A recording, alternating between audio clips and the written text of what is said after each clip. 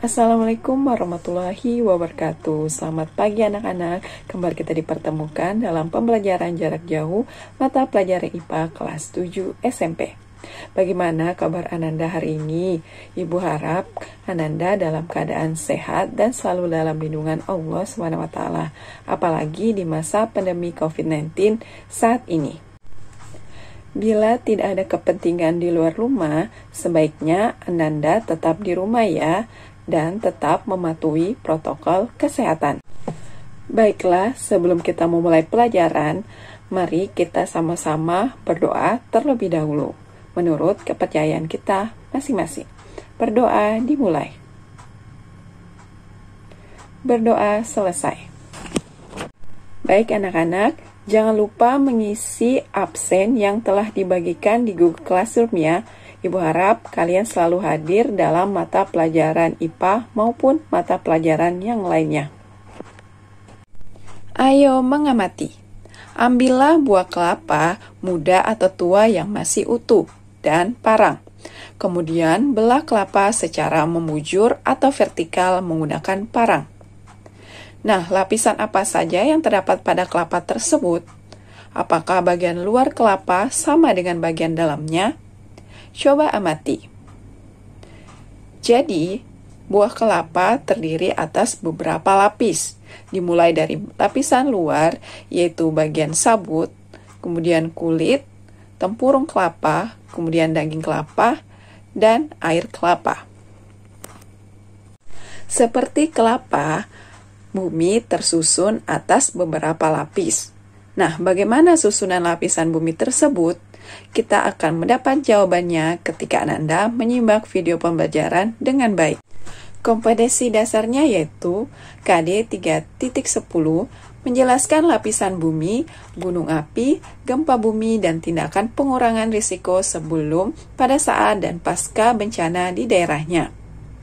KD 4.10 mengkomunikasikan upaya pengurangan resiko dan dampak bencana alam serta tindakan penyelamatan diri pada saat terjadi bencana sesuai dengan jenis ancaman bencana di daerahnya. Adapun indikator pencapaian kompetensi pada pertemuan kali ini yaitu mendeskripsikan karakteristik lapisan penyusun bumi dan mendeskripsikan karakteristik atmosfer. Jadi, pada pertemuan kali ini, kita akan membahas materi lapisan bumi, terkhusus materi atmosfer. Ibu berharap selama Ananda mengikuti pelajaran, Ananda memiliki sikap menghargai, jujur, disiplin, percaya diri, dan bertanggung jawab. Adapun di akhir penyampaian materi, akan diberikan tugas yang linknya akan dibagikan di Google Classroom masing-masing. Baiklah anak-anak, marilah kita simak materinya dengan baik dan catat hal penting yang ada di dalamnya. Selamat belajar. Bumi adalah suatu planet yang memiliki urutan ketiga dari matahari dan planet terbesar kelima dari semua planet yang ada di tata surya. Bumi mempunyai bentuk bulat, tak sempurna, dan juga pepat atau padat. Bumi selalu berputar dari barat ke timur secara terus-menerus. Bumi mengalami rotasi dan juga revolusi. Rotasi yakni berputarnya bumi pada sumbu porosnya yang memerlukan waktu sekitar 24 jam, sehingga terjadilah siang dan malam. Sedangkan revolusi yaitu berputarnya bumi mengelilingi matahari yang membutuhkan waktu sekitar 365 hari. Komponen utama struktur bumi terdiri atas 3, yaitu atmosfer, litosfer, dan hidrosfer. Atmosfer adalah komponen udara. Jadi, bumi kita dilapisi oleh lapisan udara. Lapisan udara inilah yang disebut atmosfer. Kemudian litosfer.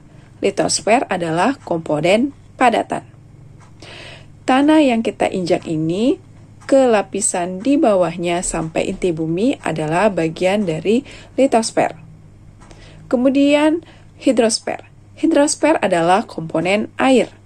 Air di laut, air di sungai, air di tanah adalah bagian dari hidrosfer. Atmosfer. Atmosfer berasal dari dua kata Yunani, yaitu atmos yang berarti uap dan sapphire yang berarti lapisan. Jadi, atmosfer merupakan lapisan udara yang menyelimuti bumi. Lapisan atmosfer merupakan campuran dari berbagai unsur. Unsur yang paling utama adalah 78,08% nitrogen, oksigen sebanyak 20,95%, aron sebanyak 0,95%, dan karbon dioksida sebanyak 0,034%. Atmosfer yang menyelimuti bumi memiliki sifat sebagai berikut. Tidak memiliki warna, tidak berbau, tidak memiliki wujud, serta hanya bisa dirasakan oleh indera perasa manusia dalam bentuk angin. Memiliki berat sehingga dapat menyebabkan tekanan. Memiliki sifat dinamis dan elastis yang dapat mengembang dan mengerut. Lapisan atmosfer. Secara garis besar, lapisan atmosfer terdiri atas dua bagian, yaitu bagian bawah dan bagian atas. Bagian bawah terdiri atas lapisan troposfer dan stratosfer. Sedangkan bagian atas terdiri atas lapisan mesosfer, termosfer, dan eksosfer. Jika ingin mudah menghafalnya, lapisan atmosfer ini bisa kita singkat tukang sate makan tempe enak. Jadi T-nya troposfer, sate stratosfer, M makan mesosfer, T tempe termosfer, dan enak eksosfer. Berikut karakteristik-karakteristik dari lapisan-lapisan atmosfer tersebut. Yang pertama, lapisan troposfer. Lapisan troposfer merupakan lapisan terdekat dari permukaan bumi. Lapisan ini memiliki karakteristik sebagai berikut. Yang pertama, di khatulistiwa ketinggiannya 16 km, di sekitar lintang tengah 11 km, dan di daerah kutub tebalnya 8 km. Yang kedua, gejala cuaca terjadi di lapisan ini. Perubahan suhu yang mendadak, angin, tekanan, kelembaban udara yang kita rasakan sehari-hari terjadi pada lapisan ini. Yang ketiga, setiap kenaikan 100 meter, suhu udara rata-rata turun 0,5 derajat Celcius. Di daerah tropis, suhu rata-rata turun 0,5 derajat Celcius. Yang keempat, tebal lapisan troposfer rata-rata kurang lebih 10 km. Yang kelima, terdapat gas-gas rumah kaca yang menyebabkan efek rumah kaca dan pemanasan global. Selanjutnya, lapisan stratosfer. Lapisan stratosfer merupakan lapisan kedua yang memiliki karakteristik sebagai berikut. Yang pertama, terletak pada ketinggian sekitar 12-50 km di atas permukaan laut. Pada lapisan ini terdapat lapisan ozon atau 03 untuk melindungi lapisan bumi dari radiasi matahari yang berbahaya. Lapisan stratosfer disebut juga lapisan isotermis. Semakin tinggi tempat pada lapisan stratosfer, maka suhu pada lapisan ini juga semakin naik. Pesawat terbang melintas pada lapisan ini. Lapisan ketiga yaitu lapisan mesosfer. Lapisan mesosfer memiliki karakteristik sebagai berikut. Yang pertama, terletak pada ketinggian sekitar 50-80 km di atas permukaan laut. Lapisan mesosfer ditandai dengan penurunan suhu 0,4 derajat Celcius setiap 100 meter. Yang ketiga, bagian atas mesosfer dibatasi oleh mesopause, yaitu lapisan di dalam atmosfer yang memiliki suhu paling rendah kira-kira minus 100 derajat Celcius. Yang keempat, lapisan ini melindungi bumi dari jatuhan meteor. Jadi, jika kalian pernah melihat bintang jatuh, sebenarnya itu adalah atmosfer yang terbakar pada lapisan mesosfer ini. Lapisan keempat yaitu lapisan termosfer. Lapisan termosfer disebut juga lapisan ionosfer. Lapisan ini memiliki karakteristik sebagai berikut. Yang pertama, memiliki ketinggian sekitar 85-300 km di atas permukaan bumi. Yang kedua, pada lapisan ini terjadi proses ionisasi yang terjadi pada suhu dan ketinggian tertentu. Ionisasi bermanfaat untuk memantulkan gelombang radio. Suhu dapat mencapai hingga 1500 derajat Celcius. Terakhir, lapisan yang paling luar yaitu lapisan eksosfer. Lapisan ini adalah lapisan terluar yang terletak pada ketinggian antara 800 sampai 1000 km dari permukaan bumi. Sering juga disebut ruang antar planet. Lapisan ini adalah lapisan yang paling panas. Lapisan ini sangat berbahaya karena merupakan tempat terjadi kehancuran meteor dari luar angkasa. Merupakan batas antara atmosfer bumi dan angkasa luar.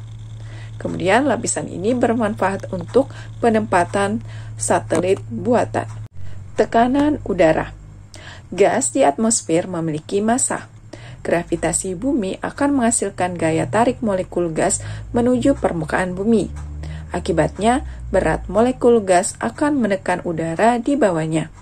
Tekanan udara yang terjadi sangatlah berhubungan dengan ketinggian suatu tempat.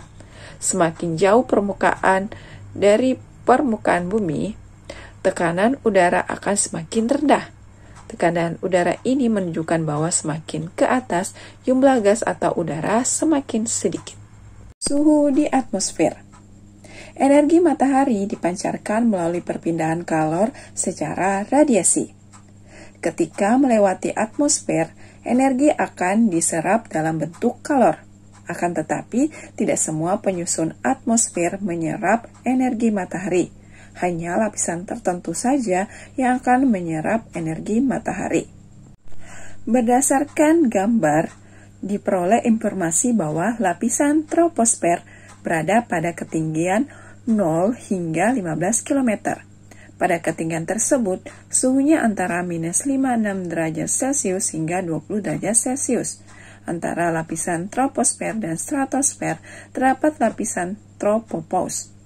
Selanjutnya, lapisan stratosfer berada pada ketinggian 15 km, memiliki suhu antara minus 5 derajat Celcius hingga minus 25 derajat Celcius.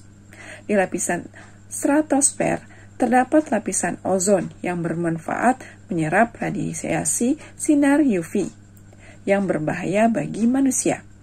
Antara stratosfer dan mesosfer terdapat lapisan stratopause. Di atas lapisan stratosfer terdapat lapisan mesosfer dengan tinggian antara 50 km hingga 80 km. Suhu paling rendah pada lapisan mesosfer sekitar minus 87 derajat Celcius. Makin tinggi lapisan tersebut, suhunya makin rendah.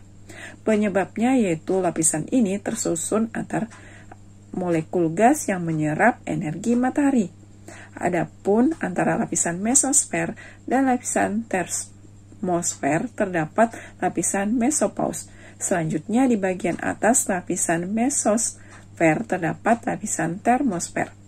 Lapisan termosfer berada pada ketinggian 80-500 km. Suhu paling rendah pada lapisan ini sekitar 87 derajat Celcius. Makin tinggi lapisan termosfer, makin tinggi pula temperaturnya. Lapisan ozon. Ozon adalah gas yang dapat ditemukan di lapisan stratosfer, yaitu lapisan awan yang terletak antara 15 hingga 35 km dari permukaan bumi. Lapisan ozon tersusun atas oksigen sebagai bahan dasar. Satu molekul ozon memiliki 3 atom oksigen yang berikatan. Lapisan ozon yang sangat penting karena ozon menyerap radiasi ultraviolet atau UV dari matahari untuk melindungi radiasi yang tinggi sampai ke permukaan bumi.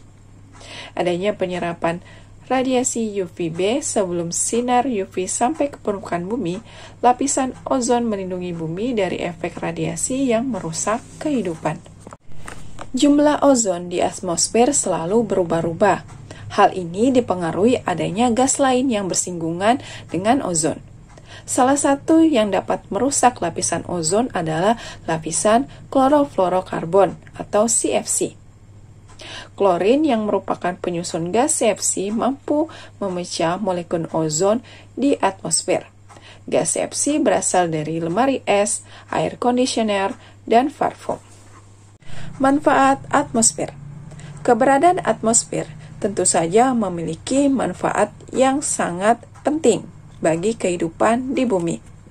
Yang pertama adalah melindungi bumi dari radiasi sinar ultraviolet yang membahayakan kehidupan makhluk di bumi. Yang kedua, melindungi bumi dari jatuhnya benda-benda angkasa, misalnya meteor. Menjadi tempat penelitian di bidang meteorologi dan klimatologi seperti perakiraan cuaca. Yang keempat, menjadi tempat terjadinya gejala cuaca seperti pembentukan awan, hujan, petir, dan angin. Yang kelima, berperan di bidang komunikasi karena dapat memantulkan gelombang radio. Yang keenam, menjadi tempat pembentukan awan dan berlangsungnya hujan. Yang ketujuh, sebagai sarana berlangsungnya pembakaran karena udara mengandung oksigen. Dan yang kedelapan, mengatur suhu bumi sehingga tidak terlalu panas pada siang hari dan tidak dingin pada malam hari. Nah, itulah tadi materi yang sempat saya sampaikan pada pertemuan kali ini, yaitu materi tentang salah satu komponen utama dari bumi, yaitu lapisan atmosfer. Mari kita simpulkan bersama materi pada pertemuan kali ini.